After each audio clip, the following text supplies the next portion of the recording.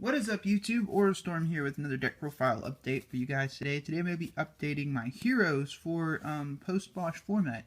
I completely pretty much retooled them, made a bit more optimal for, the format we're going into. Obviously, it's pretty much, mages and pals and everything else, but I wanted to talk about this card real quick. The great thing about heroes is that, at least under these circumstances, they have a really, really good matchup against the best deck because Dark Law prevents all their pendulum shenanigans from going back to the extra deck, and you have a lot of, if you have protection for Dark Law, they don't really have a lot they can really do.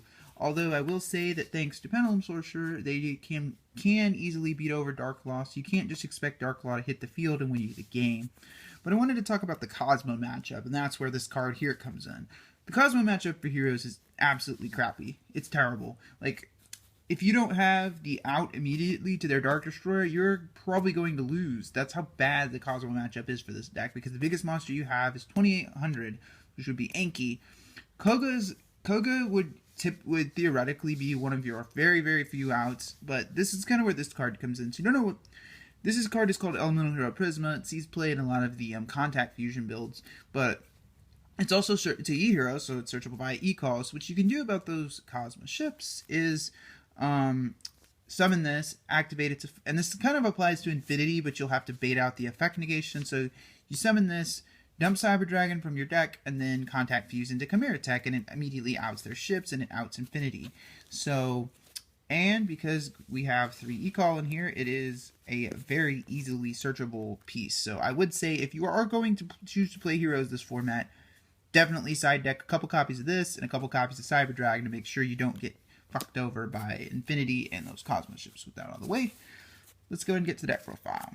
So this is going to be a little bit more closer to what the meta builds that you see. This isn't going to be like Dark Law deck, but there will be no Hero Lives. I think I've spent enough time explaining why I don't play that card, so let's go ahead and get to it. 3 copies of Elemental Hero Shadow Mist. Shadow Mist is, the best card in Heroes. It's our Stratos replacement since we don't have Stratos. Not that I think we need it, nor should it. I think it should come back. But Shadow Mist is kind of like basically the new age Stratos. So it's pretty good. You always summon 3. 2 Bubble Man. I'm still rocking double Bubble Man.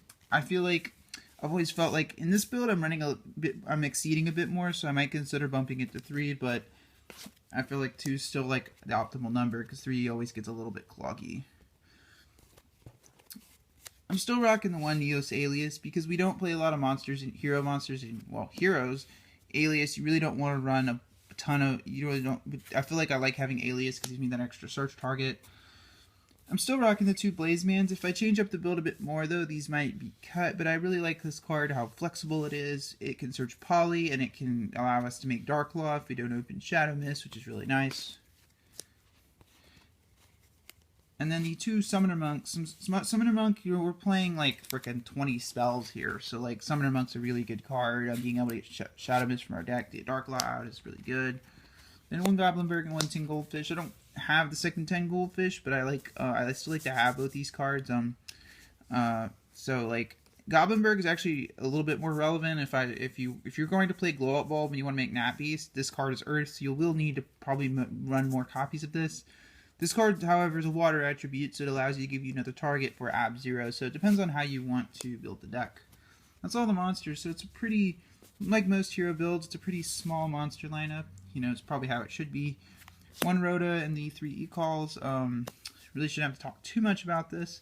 So our searching, heroes are, these cards pretty much are why the heroes are one of the most consistent decks in Yu-Gi-Oh! I will talk a little bit, just briefly about Hero Lives, even though I said I've pretty much explained it at this point. You cannot run a Hero Lives in a format where it is OTK based in tier 0 format like this, because you will be at 4k life, and if they get your Dark Law out, you will lose.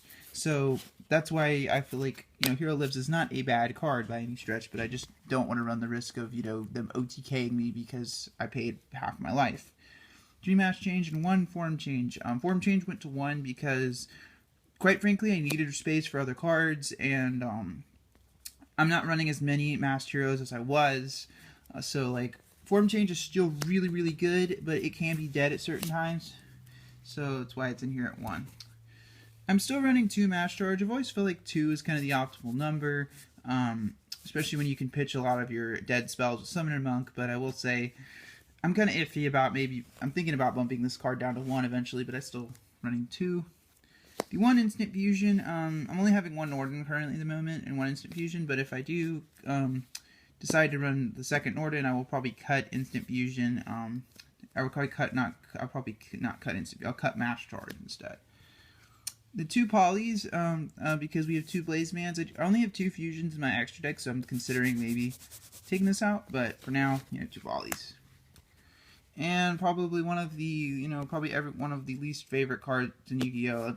I've won so many games because of this card, Kaiser Coliseum. If you put this out, typically it's going to make Mages and Pals that much difficult to play around you. You're going to force them to search out that Sorcerer so they can penal them, because they won't be able to penal them, because the good thing about having this setup is that your opponent won't be able to penal them. They're going to have to be more creative to get around your field. If they're going to it's going to take them multiple turns to break this and this, which allows you to OTK them, because they won't be able to Pendulum summon their Jokers out of their extra deck with Sorcerer in the Pendulum Zone in order to beat over this. So that's why Kaiser Coliseum is really, really good in this deck. I'm not the biggest fan of this card because it requires me to play slow, but in a format like this, you gotta do it. And 2 Mystical Space Typhoons. I was thinking about maybe trying out Twin Twister in this deck because pitching Shadow Mist is pretty good, but I'm not running the Clowns in here, so I kind of feel like I'd still like to run MST over it, but it's up to you. And the last 2 spells are 2 Forbidden Lance. Again, Lance is a hero staple. I feel like, Regeki, although people aren't running Regeki as much as they were, which I find strange, but Lance is still pretty solid in this deck because you got to keep your Dark Law from getting hit. Now for the traps, this is kind of where the lineup is changing a bit as well. 3 Grand Horn of Heavens. If I was playing this deck for the Cosmo matchup, I'd probably play side deck Time Space Drop Holes for that. But Grand Horn of Heaven is good against everything that's not Cosmo. So Grand Horn of Heaven will hit their Pendulum summons, and if you have Dark Law out, you'll also hit a card in their hand, and they'll have to go to battle phase, which means they will not be able to kill you that turn. And this card is also good against anything else that makes Kistel, because if they try to Kistel, you can just flip Grand Horn, and they will basically just waste it a turn. This card is really, really good against anything that if they try to out your Dark Law, this is a great, great card for heroes. In some ways, I think it's better than Notice in this deck. And 2 Fiendish Chains, I've said this in basically every hero deck profile. The other 2 Fiendishes are in another deck, but I'm definitely going to consider bumping this to 3. We've got to stop those Jokers, all that other stuff, you've got to, so that's why this is in here.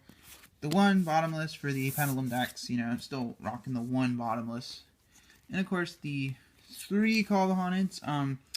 When I do bump Instant Fusion to 2, these are going to get that much better. Call the Haunted allows us to reuse our Norden, reuse our Shadow Mist, and just continue play, just comboing off, so it's pretty good. Now for the extra deck, still only 2 copies of Dark Law. I know a lot of hero players like to run the 3 because they think a lot of players don't assume you don't play the 3rd, and then when you drop the 3rd, you basically win. Dark Law, you should win the game if this sits on the board resolves against a lot of the decks right now for more than 1 turn. You should probably win the game. This card just wins games on its own, so you have to run it. 1 copy of Anki. Anki's really good. You've got to do it's really good. It pushes damage. It pushes OTKs. It's really, really important you play this card. I think still. The 1 Koga. Koga's still really good. We run a little, especially if you're side decking this guy. You have more targets for it, so yeah. 1 copy of Acid. Again, Acid is really, being able to sweep your opponent's back row is really important in a deck like Heroes, because even if you don't have that Lance, you have no way to play around it, so yeah. Nova Master and Absolute Zero. If I do cut, these cards will probably get cut because I'll be cutting, if I do decide to cut the Blaze Man, but I still feel like I love these fusion monsters. I still feel like I love the Omni Heroes, but they might end up getting cut. And then, of course, last fusion's 1 Norden. Norden is really, really good. I'm definitely going to consider getting it to 2, but Norden is just being able to make sure we get, being able to get Dark Law and Durandal first turn is really good. Now for the extra deck. So first off, these are the biggest changes in the extra deck are these 3 cards, and they kind of all work together, so I'm going to talk about all of them at once. Ptolemus, Deltaros, and Durandal. Deltaros, you basically, Ptolemy allows you to rank up into Durandal and allows you to stop Regekis and anything your opponent tries to do. I would say that Deltaros is probably not as good as Diamond, because Diamond can actually stop, because you can stack Diamond on top. But the thing is, you don't really, against Mages and Pals, you want to get this on board, not Diamond. Diamond does stop Joker, which is good, but the thing is, stopping their Joker is not enough against them. Like, they will probably kill you anyway if you stop their Joker, and that's all you're worried about. Like, you have to stop more than that, and that's where Durandal comes in. And Durandal can also reshuffle their hand, which is pretty nice. One Abyss Dweller, because Cosmos are B, and you gotta run this. If you're gonna, one of the few ways in game 1 you can out their Cosmos ships are these two cards together, Excalibur. Excalibur is really good because it deals a lot of damage and it becomes a 4K beater. So you can if you make these two cards, it's typically your most optimal way to out the Cosmos ships. Also, Dweller's pretty good off instant fusion because Norden is a water attribute. And Castel and Cairngorgon. Cairngorgon is really good because it keeps, if your opponent tries to, it's more protection for your Dark Loft, they try to Fiendish it, Breakthrough, etc. This can take it for you. Castel gets rid of annoying problem threats like Spell Fragrance, etc. So, anyway guys, as always, I thank you guys for watching Deck Profile today. Really appreciate it when you guys watch my deck profiles. Tune in on Tuesdays, Thursdays, and Fridays for more Yugioh content, and if you like what you saw from this video, please subscribe. So, Storm, signing out.